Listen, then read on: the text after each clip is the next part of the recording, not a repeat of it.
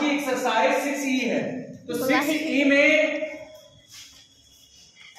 जो क्वेश्चंस हैं उसमें x y के वास्तविक मान पर बीजीय व्यंजक का मान निकालना है। पहला प्रश्न आपका है बच्चों, पहला प्रश्न क्या है,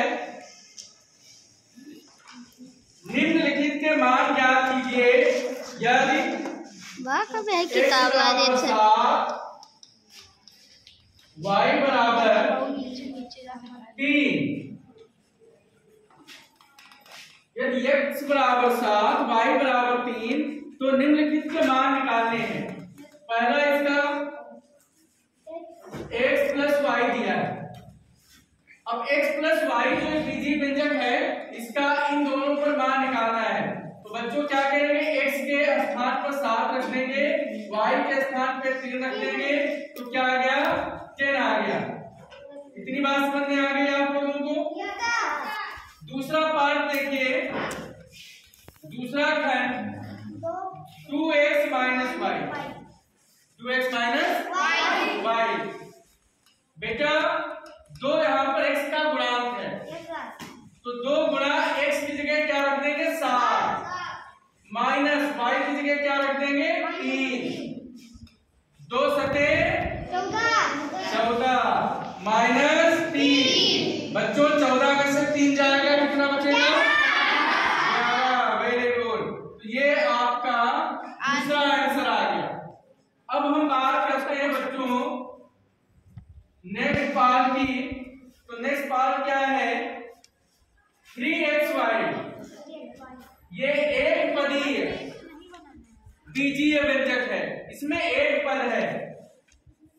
3x का मान 7, y का मान 3, बच्चों कितना आ जाएगा 3 सत्ते 21 गुणा 3, 21 को 3 से गुणा करेंगे 3 कम 3 3 दूनी। इसी प्रकार से इसके शेष खंड बच्चों कर लेंगे। लिख लीजिए आप लोग। बच्चों आज का हमारा अगला प्रश्न है सही विकल्प छांटिए। एमसीक्यू टाइप का क्वेश्चन है। प्रश्न क्या है आपका, प्रश्न आपका है यदि l बराबर 3 तो 2l³ का मान ज्ञात करना है आपको। 2l³ का मान, 4 विकल्प नीचे दिए हैं। पहला विकल्प आपका दिया है 27, दूसरा विकल्प आपका बच्चों दिया है 216, तीसरा विकल्प आपका बच्चों दिया है 32 और चौथा विकल्प आपका दिया है 81। तो बच्चों इन चारों में से कौन सा विकल्प सही होगा ये आप लोगों को बताना है, ठीक है ना। तो अब देखिए आपको 2l³ का मान निकालना है, इसमें से कौन सा होगा 2l³, ठीक है बच्चों। 2l का मान कितना दिया है 3, l का मान कितना दिया है 3, होल ऑफ क्यूब। 2 को 3 से मल्टीप्लाई करेंगे बच्चों क्या आएगा 6 का whole of cube.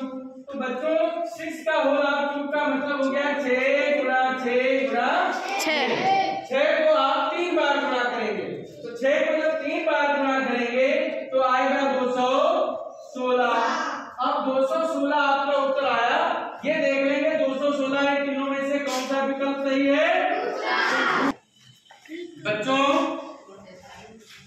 Question number 2 का जो बी पार्ट है, बी खंड है, ये क्या कह रहा है यदि x बराबर 2 y बराबर 1 तो 5xy होल ऑफ स्क्वायर का मान इन चारों में से कौन सा होगा।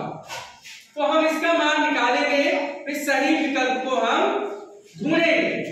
तो अब देखिए बच्चों 5x² होल ऑफ स्क्वायर का मान हम पहले निकाल लेते हैं। 5